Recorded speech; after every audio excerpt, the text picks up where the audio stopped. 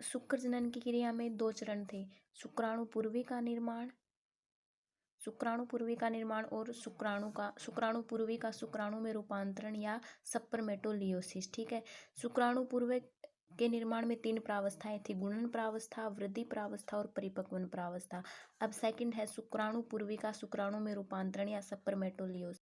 शुक्राणु पूर्वी के निर्माण में सबसे लास्ट में क्या बन जाती हैं, शुक्राणु पूर्वी कोशिकाएं बन जाती हैं। ठीक है, अब शुक्राणु पूर्वी कोशिकाओं से शुक्राणु का निर्माण कैसे होता है वो अब पढ़ेंगे शुक्र कायांतरण में या शुक्राणु पूर्वी का शुक्राणु में रूपांतरण में।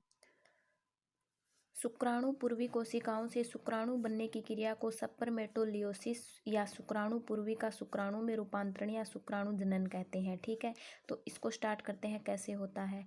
शुक्राणु पूर्वी कोशिकाओं से अतिरिक्त जल बाहर निकल जाता है तथा गोल्जी काय कोशिका के शीर्ष भाग पर आ जाता है, जिससे शुक्राणु का निर्माण शुरू हो जाता है। यह प्रक्रिया निम्न चरणों में पूरी होती है। पहला है शीर्ष भाग का निर्माण। शीर्ष भाग का निर्माण कैसे होता है, शुक्राणु पूर्वी कोशिकाओं से जल के बाहर निकल जाने से कोशिका द्रव्य गाढ़ा हो जाता है तथा कोशिका के निचले भाग में एकत्रित हो जाता है। शुक्राणु भार कम करने के लिए केंद्रक से सारे व्यर्थ पदार्थ हटा दिए जाते हैं, केवल डीएनए शेष बचता है। केंद्रक का आकार भी गोलाकार से लंबा व संकरा हो जाता है। वह शुक्राणु के शीर्ष का आकार केंद्रक के आकार पर निर्भर करता है। ये देखो, ये क्या है, शुक्राणु पूर्वी कोशिका है। इसमें से जो गोल्जिकाय होता है वो तो कोशिका के बाहर निकलकर यहाँ पे एकत्रित हो जाता है इसके शीर्ष पर, और जो इसके अंदर जो कोशिका द्रव्य भरा होता है वो क्या होता है, जल के बाहर निकल जाने से गाढ़ा होकर इसके निचले भाग में एकत्रित हो जाता है। और जो केंद्रक होता है वो गोलाकार से क्या हो जाता है, लंबा हो जाता है, जिससे कोशिका का आकार भी क्या हो जाता है, लंबा हो जाता है। इसके शीर्ष भाग का निर्माण हो गया। अब सेकंड है इसके मध्य भाग या पहले इसके एक्रोसोम का निर्माण। तो गोल्जिकाय जो होता है वो इसके शीर्ष भाग पर एकत्रित हो जाने के बाद एक नुकीली टोपीनुमा संरचना बना लेता है, जो क्या कहलाता है, एक्रोसोम कहलाता है। नेक्स्ट है एक्रोसोम का बनना। शुक्राणु पूर्वी कोशिकाओं से गोल्जिकाय बाहर निकलकर कोशिका के शीर्ष भाग पर जाकर नुकीली टोपीनुमा संरचना बना लेता है, जिसे एक्रोसोम कहते हैं।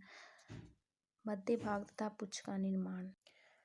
मध्य भाग तथा पुच्छ के निर्माण में क्या है, शुक्राणु पूर्वी कोशिकाओं के निचले भाग में कोशिका द्रव्य एकत्रित होने से मध्य भाग व पुच्छ का निर्माण होता है। कोशिका में उपस्थित तारक केंद्रकों से एक सूत्र निकलता है जिसके चारों ओर माइटोकॉन्ड्रिया लिपटकर मध्य भाग को बनाती है।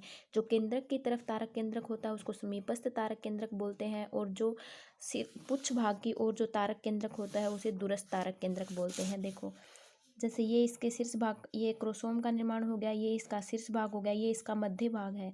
तो इसमें जो दो तारक केंद्रक होते हैं उनके बीच में से एक क्या निकलता है, अक्षीय तंतु निकलता है, और इसके चारों ओर क्या लिपट जाता है, माइटोकॉन्ड्रिया लिपट जाता है। तो इसको क्या बोलते हैं, मध्य भाग बोलते हैं।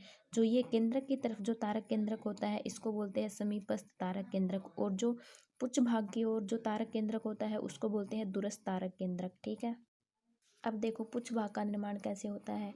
दूरस्थ तारक केंद्रक एक अक्षीय तंतु का निर्माण करता है। यह अक्षीय तंतु शुक्राणु की पुच्छ का प्रमुख भाग होता है। सरल अवस्था में पुच्छ केवल अक्षीय तंतु जो कोशिका द्रव्य की महीन परत तथा प्लाज्मा लेमा कला द्वारा रेखित होती है, लेकिन जटिल अवस्था में पुच्छ में कुछ अन्य तंतु भी जैसे ये दूरस्थ तारक केंद्रक होता है, इससे एक तंतु निकलता है जो किसका निर्माण करता है, पुच्छ भाग का निर्माण करता है।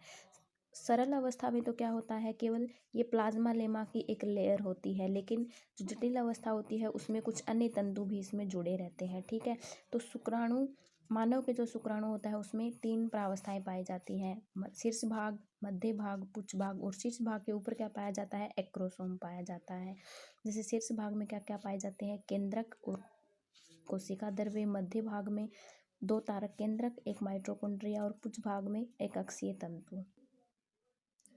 नेक्स्ट टॉपिक है मानव शुक्राणु की संरचना। मानव की शुक्राणु की संरचना को हम डिटेल में पढ़ेंगे। तो स्तनधारी के शुक्राणु को तीन भागों में बांटा जाता है, ये तो मैंने बता दिया था, head, middle piece and tail, शीर्ष भाग, मध्य भाग और पुच्छ भाग। तो पहला है हेड, शीर्ष भाग।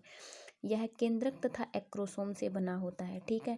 आनुवांशिक कार्य हेतु अयुग्मित गुणसूत्र केंद्रक में प्रोटेमीन प्रोटीन के साथ पाए जाते हैं।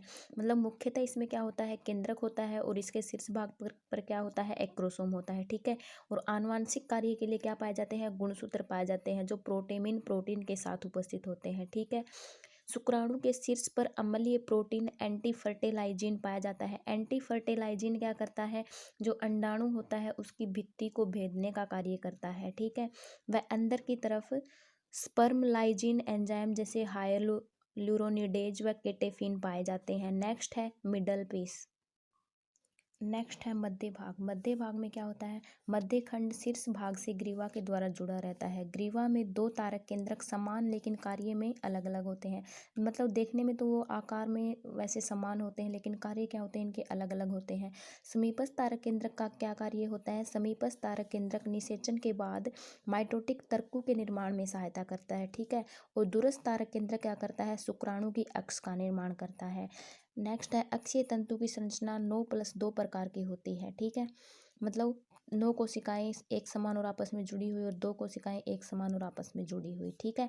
माइटोकॉन्ड्रिया श्वसन के एंजाइम के द्वारा ऑक्सीकारक फास्फोरिलेशन हेतु सक्रिय होते हैं। मतलब जो तारक केंद्रों के अक्ष के बाहर जो माइटोकॉन्ड्रिया लिपटा होता है वो क्या करता है, श्वसन के एंजाइम द्वारा ऑक्सीकारक फास्फोरिलेशन को सक्रिय करता है, ठीक है। मध्य खंड के पश्च भाग में तंतुमय वल्य रचना पाई जाती है जिसे वल्य तारक कहा जाता है। यह माइटोकॉन्ड्रिया को पुच्छ भाग में जाने से रोकता है, ठीक है। नेक्स्ट है पुच्छ भाग या टेल। पुच्छ भाग में क्या होता है, पुच्छ शुक्राणु का सबसे लंबा भाग व कोड़े के आकार का होता है, ठीक है। इसका अंतिम सिरा नुकीला होता है। जो पुच्छ होती है वो शुक्राणु को गति करने में सहायता करती है, ठीक है। अब इसके डायग्राम देखो इस शुक्राणु का कैसे होता है। ये शुक्राणु का डायग्राम है। इसमें 3 भाग है, ये शीर्ष भाग है, ये मध्य भाग है और ये इसका पुच्छ भाग है।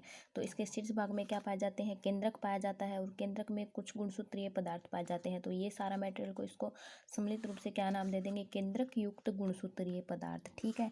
और इसके बाहर जो झिल्ली पाई जाती है वो होती है प्लाज्मा झिल्ली और ये इसका एक्रोसोम है। एक्रोसोम को अग्रपिंडक भी बोलते हैं, ठीक है। कभी तुम ये सोचो कि ये अग्रपिंडक क्या है, एक्रोसोम ना आके एग्जाम में अगर अग्रपिंडक हो गया आ गया तो कंफ्यूज हो जाओगे। तो अग्रपिंडक और एक्रोसोम एक ही होता है, ठीक है। फिर ये ग्रीवा है, मध्य भाग में पता ही है, समीपस्थ दूरस्थ तारक केंद्र होंगे, माइटोकॉन्ड्रिया होगा, अक्षीय तंतु होगा, ठीक है। नेक्स्ट है लास्ट पॉइंट है इसका पूंछ, ठीक है, जो सबसे लंबी होती है और इसको तैरने में सहायता करती है। और जो एक्रोसोम होता है उसका क्या कार्य होता है कि जो अंडाशय में जो अंडे बनते हैं और मादा के शरीर में जाने के बाद ये उन अंडाणुओं को भेद के उनके अंदर प्रवेश कर जाते हैं, ठीक है।